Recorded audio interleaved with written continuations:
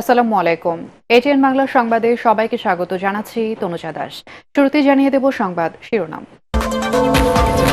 Autorickshaw বন্ধে হাইকোর্টের আদেশের বিরুদ্ধে চেম্বার আদালতে রাষ্ট্রপক্ষের আবেদন। রায় না হওয়া পর্যন্ত ধৈর্য ধরার আহ্বান ডিএমপির।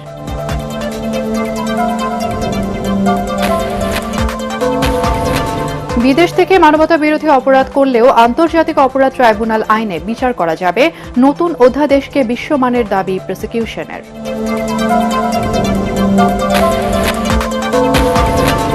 এবং রাজউকের উদাসীনতায় জমি ভরাট এবং ভূমি দস্যুতা বেড়েছে জানালেন উপদেষ্টা রিজওয়ানা হাসান। শীঘ্রই ফিটনেসবিহীন গাড়ি তুলে দেবার ঘোষণা। ঢাকা মহানগরীতে ব্যাটারি চালিত রিকশা চলাচল বন্ধে হাইকোর্টের আদেশের বিরুদ্ধে আপিল বিভাগের চেম্বার আদালতে আবেদন করেছে রাষ্ট্রপক্ষ।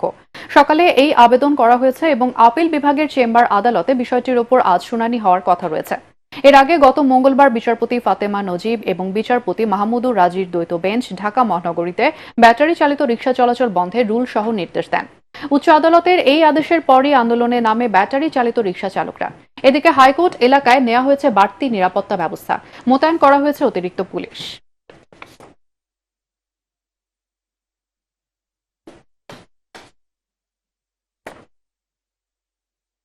এর আগে সকাল 11টায় ডিএমপি কমিশনার শেখ মোহাম্মদ সাজ্জাদ আলীর সঙ্গে বৈঠক করেন ব্যাটারি চালিত অটোরিকশা চালকদের প্রতিনিধি দল। এ সময় সর্বোচ্চ আদালতের রায় না হওয়া পর্যন্ত সবাইকে ধৈর্য ধরার আহ্বান জানান ডিএমপি কমিশনার। পরে সাংবাদিকদের ব্রিফিংয়ে তিনি সতর্ক করেন, মামলা হওয়ার মতো ঘটনায় মামলা না নিলে ওসিদের প্রত্যাহার করা হবে। আরও জানাচ্ছেন মাজহারুল হক মুহাজির। গত কয়েকদিন ধরে রাজধানীর বিভিন্ন এলাকায় ব্যাটারি চালিত রিকশা চলাচল বন্ধে হাইকোর্টের দেয়া রায় স্থগিতের দাবিতে আন্দোলন করছেন চালকরা। এরই প্রেক্ষিতে নিজেদের দাবি দেওয়া নিয়ে ডিএমপি কমিশনার শেখ মোহাম্মদ সাজ্জাদ আলীর সঙ্গে বৈঠক করেন রিকশা চালকদের একটি প্রতিনিধি দল।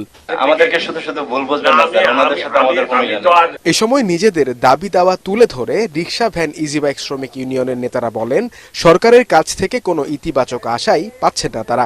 আমরা চাঁদাবাজি বন্ধের জন্য নাইমা যেন নিজে মামলা না খাই, আমরা যেন এইটা না হয়। আমরা চাইতেছিলাম যে বুয়েটের ডিজাইন অনুযায়ী পরিবেশ সম্মত সবভাবে সুনির্দিষ্ট করে আমাদের ব্যাটারি চালিত রিকশাটাই চালু হোক, ভালোভাবে চালু হোক, কিন্তু আমরা কিন্তু দ্বন্দ্ব করতে চাই না।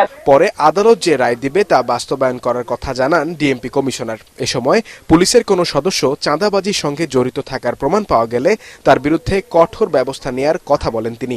ঘটনা হবে, থানায় আপনারা যাবেন আর ওসি সাহেব তাল বাহানা করে মামলা দিবে না, এটা আই ডোন্ট অ্যাকসেপ্ট। এই হুকুম দেওয়া আছে, মামলার যোগ্য যদি কোনো ঘটনা হয়ে থাকে আর সেই মামলা যদি ওসি না নাই, আমার নোটিশে আনেন, ওসিকে সাসপেন্ড করতে এক মিনিটে।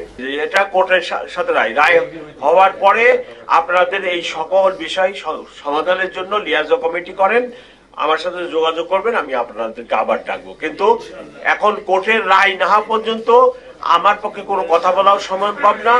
আর হলো যে লাইসেন্স, এটাকে এই সব সকল বিষয় আদৌ আমার অফিস করে না। এদিকে ডিএমপি কমিশনারের সাথে অটোরিকশা চালকদের আলোচনা চলাকালেও রাজধানীর আগারগাঁওয়ে বিক্ষোভ করে ব্যাটারি চালিত রিকশা চালকরা, যদিও রিকশা চালক ইউনিয়নের সাথে এর কোনো সম্পৃক্ততা নেই বলে জানিয়েছেন তারা। মাজহারুল হক মুহাজির, এটিএন বাংলা, ঢাকা। নির্বাচন কমিশন সচিবালয়ের কর্মকর্তাদের সঙ্গে পরিচিতি এবং মতবিনিময় সভা করছেন নতুন প্রধান নির্বাচন কমিশনার এএমএম নাসির উদ্দিন নেতৃত্বাধীন কমিশন। রাজধানীর আগারগাঁও নির্বাচন ভবনে সকাল 11:30টার দিকে সম্মেলন কক্ষে এই মতবিনিময় সভা শুরু হয়েছে। এতে নতুন 4 কমিশনার, কমিশন সচিব সহ ঊর্ধ্বতন কর্মকর্তারা উপস্থিত আছেন। এর আগে প্রথম কর্মদিবসে দায়িত্ব পালনে যথাসময়ে নির্বাচন কমিশনে আসেন প্রধান নির্বাচন কমিশনার এএমএম নাসির উদ্দিন। এরপর পর্যায়ক্রমে আসেন অপর 4 কমিশনার, অবসরপ্রাপ্ত ব্রিগেডিয়ার জেনারেল আবুল ফজল মোহাম্মদ সানাউল্লাহ, সাবেক জেলা ও দায়রা জজ আব্দুর রহমানেল মাসুদ, সাবেক যুগ্ম সচিব তাহমিদা আহমেদ এবং সাবেক অতিরিক্ত সচিব আনোয়ারুল ইসলাম সরকার। সিএসির সঙ্গে দেখা করেন কমিশন সচিব শফিউল আজিম।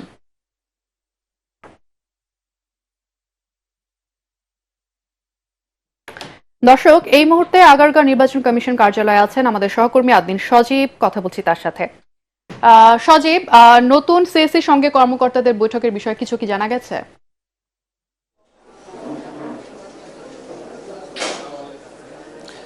এখনো শেষ হয়নি বৈঠকটা, এখনো চলমান। প্রায় 2 ঘন্টারও বেশি সময়, বা 2টা বেজে গেছে, 2টা পার হয়ে গেছে, আরও কিছুটা সময় হতে পারে বলে আমরা জানতে পেরেছি।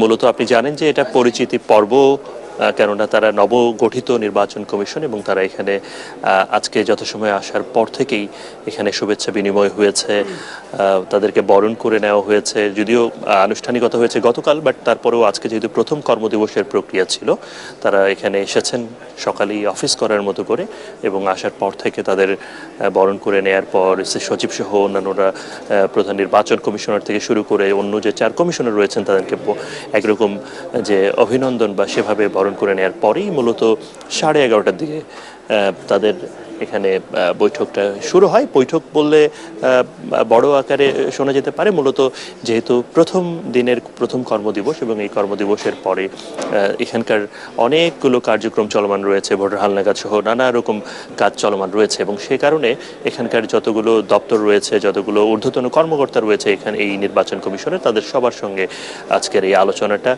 স্বাভাবিকভাবেই হওয়ার কথা। একটা নতুন একটা প্ল্যাটফর্মে আসার পরে তাদের এই পরিচিতি পর্ব যেমন রয়েছে, একই সঙ্গে বিভিন্ন যে দপ্তরগুলো রয়েছে সেগুলোর কার্যক্রম কোন পর্যায়ে কি চলমান রয়েছে সেসব বিষয়েই মূলত এখানে আলোচনা হচ্ছে, এবং লম্বা সময়ের আলোচনা হচ্ছে। বোঝাই যাচ্ছে যে প্রধান নির্বাচন কমিশনার সহ অন্য যে 4 কমিশনার রয়েছেন তারা দীর্ঘ সময় ধরেই অন্যান্য কর্মকর্তাদের এক্সপেরিয়েন্স, কাজের অবস্থা, কাজের অগ্রগতি, নানা কিছুর খোঁজখবর নিচ্ছে। আশা করা যাচ্ছে যে তারা নতুনভাবে যে নতুন কিছু শুরু করার যে আশ্বাস দিয়েছেন, আশ্বস্ত করেছেন, প্রতিশ্রুতি দিয়েছেন প্রধান নির্বাচন কমিশনার সহ অন্যান্যরা, তারা বাস্তবায়নের জন্য এই আলোচনা তাদের সহায়ক হবে। আমরা অপেক্ষা করছি তাদের এই আলোচনার শেষ হওয়ার পরে কি কি বিষয়ে হয়েছে আরো স্পেসিফিকভাবে দর্শকদের জানানোর জন্য, সেটার জন্য হয়তো আরো কিছুটা সময় অপেক্ষা করতে হতে পারে। সজীব, আপনাকে ধন্যবাদ। অন্তর্বর্তী সরকারের চতুর্থ জাতীয় অর্থনৈতিক পরিষদের নির্বাহী কমিটি একনেক সভা আগারগাঁও পরিকল্পনা কমিশনে অনুষ্ঠিত হয়েছে।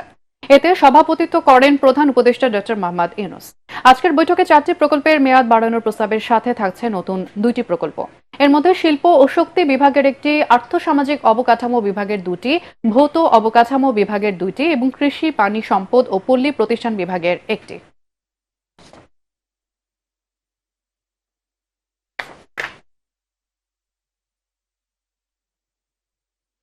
স্বৈরাচার শেখ হাসিনার পতন হলেও এখনো গণমাধ্যম ফ্যাসিবাদের দোষর মুক্ত হয়নি বলে অভিযোগ করেছেন সাংবাদিক নেতারা। জাতীয় প্রেসক্লাবে ঢাকা সাংবাদিক ইউনিয়নের বার্ষিক সাধারণ সভায় তারা এসব কথা বলেন। অনুষ্ঠানে লন্ডন থেকে ভার্চুয়ালি যুক্ত হয়েছেন বিএনপির ভারপ্রাপ্ত চেয়ারম্যান তারেক রহমান। বিএনপির সিনিয়র নেতারা বলেন, নগ্ন দলীয়করণের মাধ্যমে গণমাধ্যম সহ সব প্রতিষ্ঠান ধ্বংস করে দিয়েছে পতিত স্বৈরাচার শেখ হাসিনা। দেশের বিরুদ্ধে এখনো নানা ষড়যন্ত্র চলছে অভিযোগ করে দলটির নেতারা সবাইকে ঐক্যবদ্ধ থাকার আহ্বান জানান।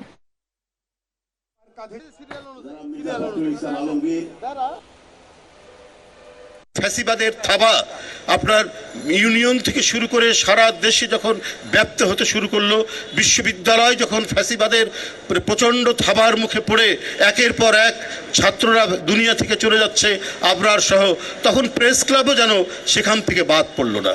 এই প্রেস ক্লাব থেকে অত্যন্ত অভদ্র অশিষ্টের মতো আমাদের পার্টির মহাসচিব মির্জা ফখরুল ইসলাম আলমগীরকে গ্রেপ্তার করা হলো।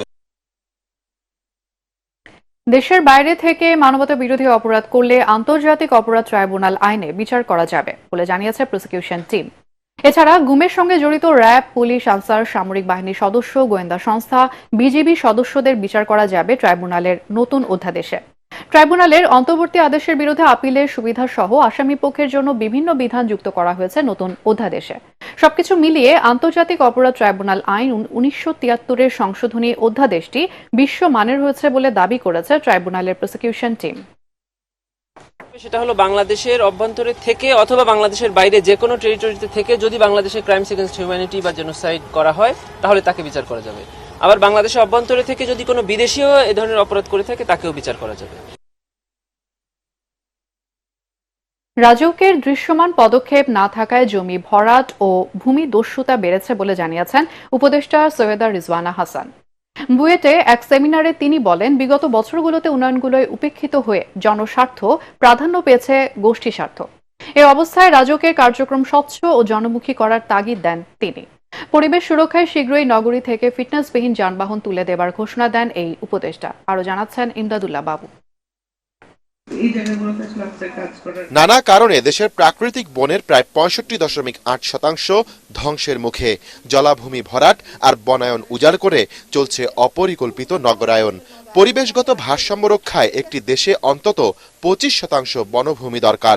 সেখানে দেশে আছে প্রায় 10%, যদিও কাগজে কলমে তা 15%। বাংলাদেশ প্রকৌশল বিশ্ববিদ্যালয়ে প্ল্যানিং উইক শীর্ষক সেমিনারে এ প্রসঙ্গে পরিবেশ ও বন বিষয়ক উপদেষ্টা সৈয়দা রিজওয়ানা হাসান অভিযোগ করেন, দস্যুরা একের পর এক ভূমি গ্রাস করছে।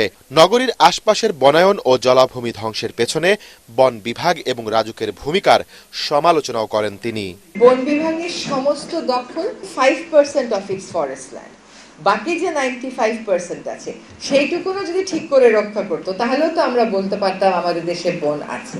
ভূমিদস্যুতা অনেক কথা শুনেছি, কোন ভূমিদস্যুকে তো শাস্তি পাইতে দেখি নাই এখনো। পাবলিকের কাছে রাজুকের ইমেজ বিন্দুমাত্র পজিটিভ কিনা। কোন মানুষ রাজুকে যাইতে হবে, সে যা দোয়া দুরুদ জানে সব পড়ে যায়। আপনার সেবাটা দয়া করে স্বচ্ছ এবং জনমুখী করেন। তিনি অভিযোগ করেন, বিগত বছরগুলোতে বাংলাদেশে সমতার ভিত্তিতে উন্নয়ন হয়নি, প্রকল্পগুলোতে খেয়াল রাখা হয়নি পরিবেশের বিষয়টি।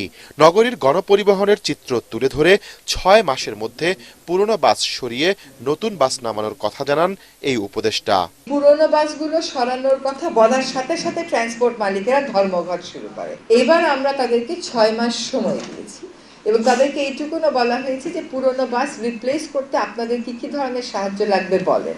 পরিবেশ সুরক্ষায় সরকারের পাশাপাশি জনগণকেও নাগরিক দায়িত্বগুলো সঠিকভাবে পালনের কথা বলেন বক্তারা।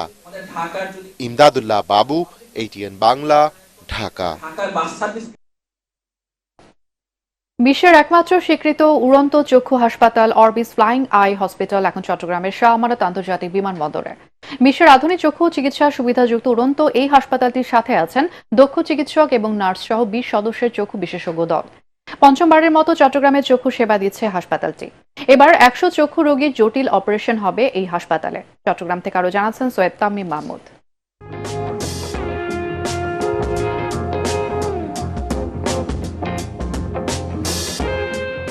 চট্টগ্রাম শাহ আমানত আন্তর্জাতিক বিমানবন্দরের শেষ প্রান্তে অবস্থান করা বিশাল আকৃতির এই বিমানটি কোনো সাধারণ কার্গো বা যাত্রীবাহী উড়োজাহাজ নয়। এটি বিশ্বের একমাত্র স্বীকৃত উড়ন্ত চক্ষু চিকিৎসা, শিক্ষা ও সার্জিক্যাল হাসপাতাল, যার নাম অরবিস।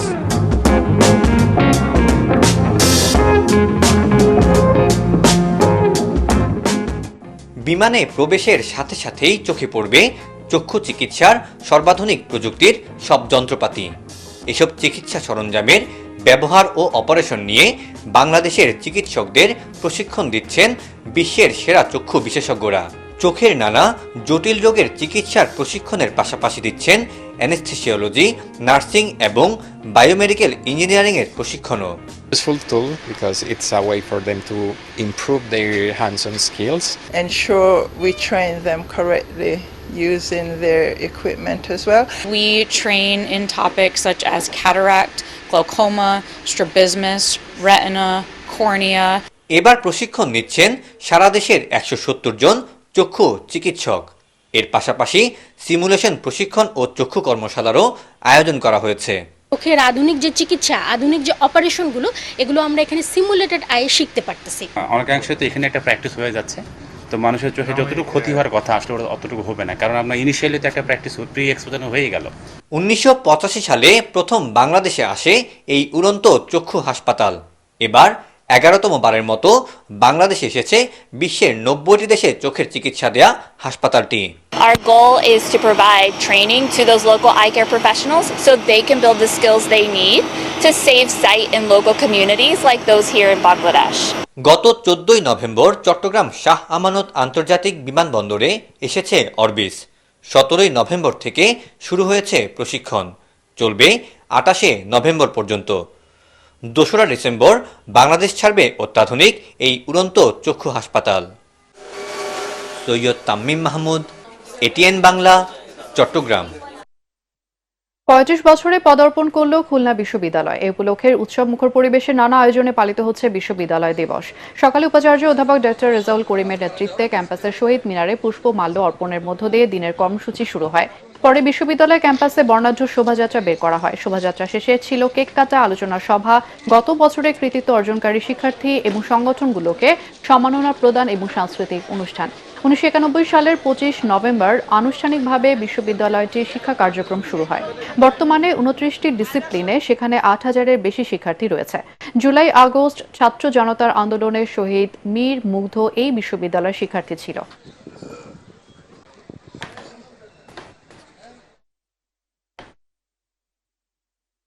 শত শত অতিথি পাখির কলকাকলিতে মুখরিত হবিগঞ্জের হাওরবিল। পাখির কিচিরমিচির শব্দে ঘুম ভাঙছে এলাকাবাসীর। দিনভর জলকেলি খুনসুটে, সেই সঙ্গে তাদের কিচিরমিচির শব্দ আর ঝাঁক বেঁধে ওড়াউড়ি নজর কাটছে এলাকাবাসীর। তবে স্থানীয় জনপ্রতিনিধি এবং প্রভাবশালীরা বন্দুক দিয়ে পাখি শিকার করে অনিরাপদ করে তুলেছে পাখির অভয়াশ্রম। কয়েকটি হাওর ঘুরে হবিগঞ্জ প্রতিনিধি আব্দুল হালিমের রিপোর্ট জানাচ্ছেন তামান্না জেনিফার।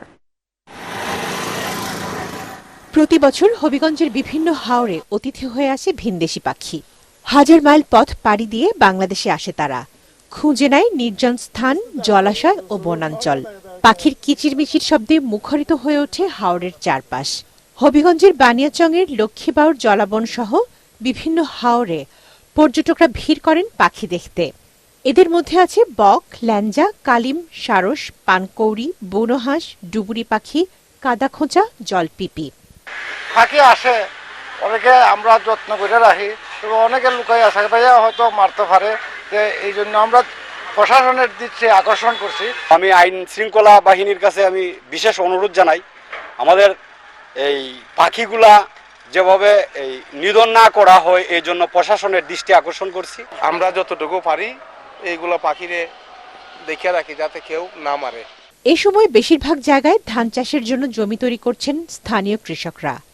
পাখিগুলো বসার জন্য সুযোগ না পাওয়ায় এক স্থান থেকে অন্য স্থানে উড়ে বেড়ায়। এসব পাখি এদেশে থাকতে পারছে না অতিথি হয়ে, উল্টো শিকারীর হাতে ধরা পড়ছে তারা। দেশের বিভিন্ন দূর দেশ থেকে পরিযায়ী পাখিরা ঠান্ডার মৌসুমে এবং শীতের মৌসুমে আমাদের এখানে আসে ডিম পাড়ে, বাচ্চা ফোটায় এবং আবার তারা কেউ চলেও যায়, কেউ থেকেও যায়। কিন্তু অত্যন্ত দুঃখের বিষয়, আমাদের এখানে কিছু মানুষ আছেন যাদেরকে বললেও বোঝানো যায় না, তারা এই পাখিগুলোকে বিষ দিয়ে, ধান ক্ষেতের মধ্যে জাল দিয়ে বিষ দিয়ে নিধন করে। পরিবেশের ভারসাম্য রক্ষায় সম্মিলিত ভূমিকা প্রয়োজন বলে মনে করেন পরিবেশবিদরা। পরিযায়ী পাখি যে মারা যাবে না, অতিথি পাখি মারা যাবে না, সেই ব্যাপারে আইন রয়েছে। সেই সুস্পষ্ট আইনে যে যে জায়গায় তাদেরকে পাওয়া যাবে তাদের বিরুদ্ধে আইনগত ব্যবস্থা গ্রহণ করলেই অতিথি পাখি মারা অনেক বেশি কমে আসবে। পাখি প্রকৃতির সৌন্দর্য, তাই পরিবেশের ভারসাম্য রক্ষায় দাবি উঠেছে অতিথি পাখিদের নিরাপত্তা দেয়া ও নিরাপদ বাসস্থান নিশ্চিত করার। Bureau report, ATN Bangla. এবারে আল আরাফা ইসলামী ব্যাংক অর্থ সংবাদ।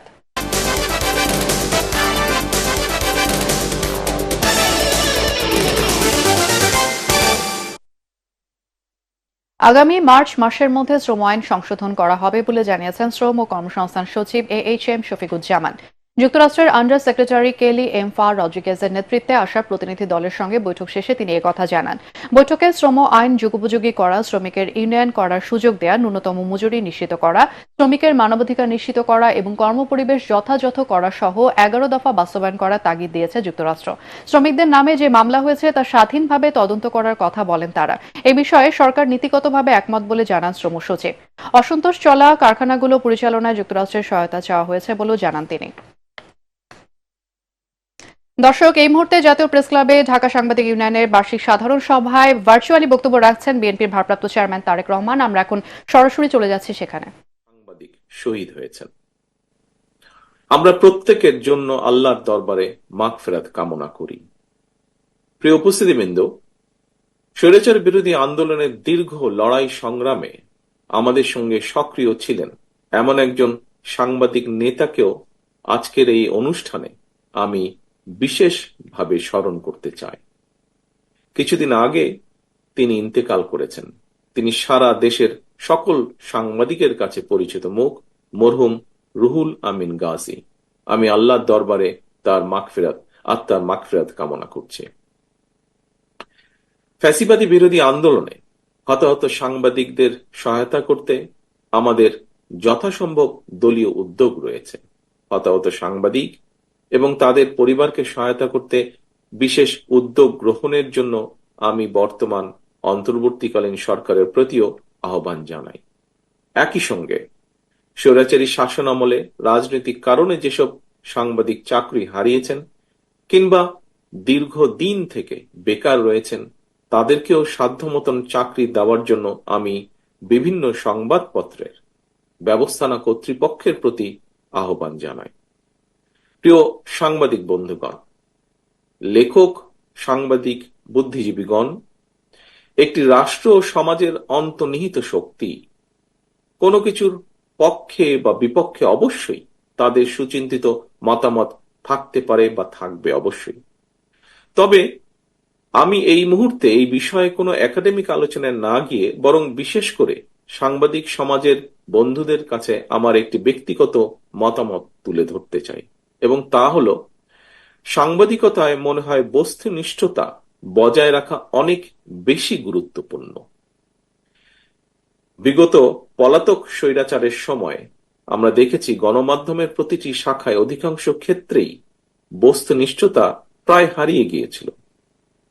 লেখক, সাংবাদিক, বুদ্ধিজীবী কিংবা যে কোনো মানুষের মধ্যেই যে কোনো বিষয়, যে কোনো ইস্যুতে দ্বিমত, ভিন্নমত থাকতেই পারে, এবং এটি গণতান্ত্রিক সংস্কৃতির সৌন্দর্য।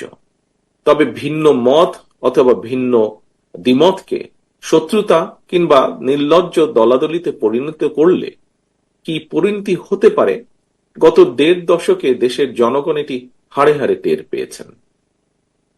পলাতক স্বৈরাচারের সঙ্গে সঙ্গে তার অবৈধ মন্ত্রী, এমপি, বুদ্ধিজীবী বা বিচারপতি, বায়তুল মোকাররমের খতিব, প্রেস ক্লাবের সভাপতি, সম্পাদক কিংবা কতিপয় সাংবাদিকের পলায়নের মধ্যে দিয়ে আবারও প্রমাণিত হয়েছে অবৈধ রাষ্ট্রশক্তি নয়, বরং শেষ পর্যন্ত জনগণের রায় কিন্তু চূড়ান্ত। প্রিয় উপস্থিতিবৃন্দ, ১৯৭৫ সালের ৭ই নভেম্বরের আগের স্বাধীনতা উত্তর বাংলাদেশ কিংবা ২০২৪ সালের ৫ই আগস্টের আগে ১.৫ দশকের বাংলাদেশ বর্তমান প্রজন্মকে দেখিয়ে দিয়েছে যে আওয়ামী লীগ স্বাধীনতা একসাথে যায় না। আওয়ামী লীগ আর গণতন্ত্র একে অপরের শত্রু। অপরদিকে বিএনপির কাছে গণতন্ত্র, বাক, ব্যক্তি আর স্বাধীনতার, সংবাদপত্রের স্বাধীনতা নিরাপদ। প্রিয় সাংবাদিক বন্ধুগণ, বিতাড়িত স্বৈরাচারের পলায়নের পর গণতান্ত্রিকামী জনগণের আকাঙ্ক্ষা পূরণে এক বিশাল দায়িত্ব নিয়ে আজকের অন্তর্বর্তীকালীন সরকারের যাত্রা শুরু হয়েছে। এবারে পাটেক্স খেলার খবর।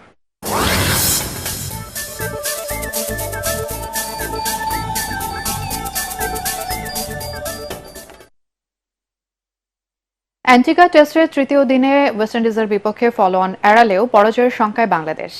আগের দিনের ২ উইকেটে ৪০ রান নিয়ে স্যার ভিভিয়ান রিচার্ডস স্টেডিয়ামে খেলতে নামে টাইগাররা।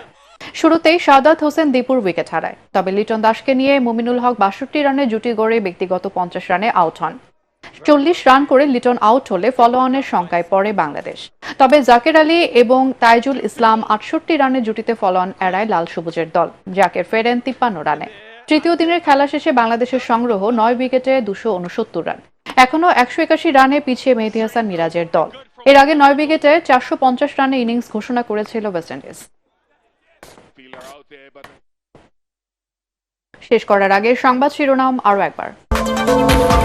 অটোরিকশা বন্ধে হাইকোর্টের আদেশের বিরুদ্ধে চেম্বার আদালতে রাষ্ট্রপক্ষের আবেদন। রায় না হওয়া পর্যন্ত ধৈর্য ধরার আহ্বান ডিএমপির।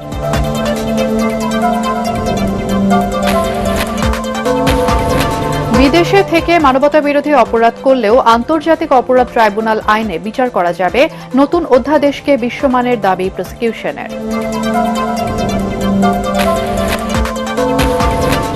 এবং রাজউকের উদাসীনতায় জমি ভরাট ও ভূমি দস্যুতা বেড়েছে জানালেন উপদেষ্টা রিজওয়ানা হাসান। শীঘ্রই ফিটনেসবিহীন গাড়ি তুলে দেবার ঘোষণা। আর এই ছিল এখনকার সংবাদ। আমাদের এটিএন বাংলা সংবাদ ইউটিউবে দেখতে ব্রাউজ করুন youtube/ATN Bangla News।